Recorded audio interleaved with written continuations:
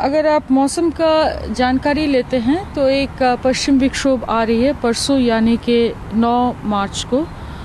इसका इम्पैक्ट ज़्यादातर रहेगी पहाड़ी राज्यों पे, जिस पे अभी 9 से लेके 13 मार्च तक उम्मीद है कि थोड़ा बहुत थंडरस्टॉर्म एक्टिविटी और बारिश होने की संभावना है।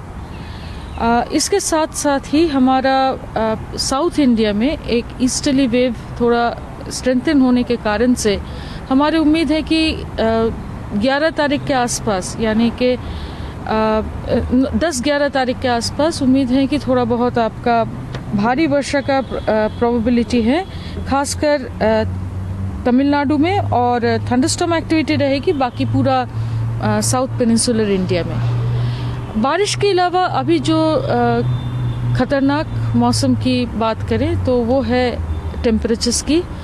अगर देखते हैं सेंट्रल इंडिया में, नॉर्थ पेनिनसुलर इंडिया खासकर, यहाँ पर टेम्परेचर्स काफ़ी बढ़ चुके हैं और आज जैसे हम हॉट एंड ह्यूमिड कंडीशंस दे रहे हैं कोंकण गोवा के लिए आज और कल, उसके बाद हीट वेव रहेगा उससे अगले 3 दिन यानी 9 से 11 तारीख तक।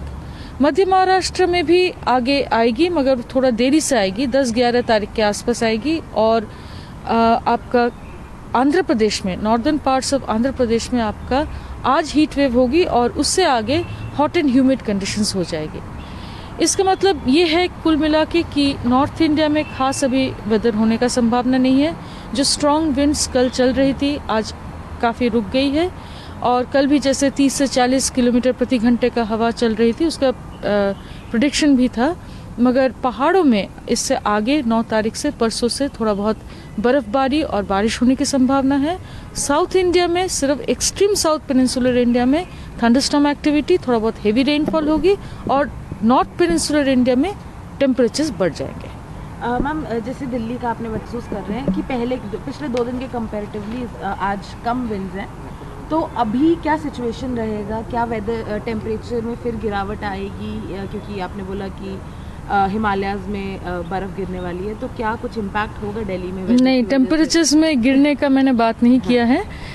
टेम्परेचर्स आपका अभी बढ़ने की स्थिति में है क्योंकि मौसम साफ रहेगी और मिनिमम टेम्परेचर भी बढ़ेगी। और क्योंकि बादल नहीं आएंगे, खास थोड़ा बहुत हल्की बादल आपका 9 तारीख 10 तारीख तक आने की संभावना है, मगर उसका बहुत असर टेम्परेचर पर नहीं पड़ेगी। तो मिनिमम और मैक्सिमम दोनों ही टेम्परेचर आपका नॉर्थ इंडिया के ऊपर और दिल्ली में भी 2 से 3 डिग्री अभी बढ़ने की संभावना है। और वेस्ट और ईस्ट इंडिया में जैसे बताया कि आगे चलते चलते हीट वेव का स्थिति बढ़ेगा, यानी कि 3 से 5 डिग्री सेल्सियस टेम्परेचर बढ़ने की संभावना है। लास्टली मैम, जो आप सेंट्रल कर रही हैं, क्या कोई अलर्ट इशू किया गया है हीट वेव को देखते हुए? हीट वेव का अलर्ट जो है, हम लोग येलो अलर्ट में जा रहे हैं। जैसे आज हमने कोस्टल आंध्र प्रदेश में येलो अलर्ट दिए हैं।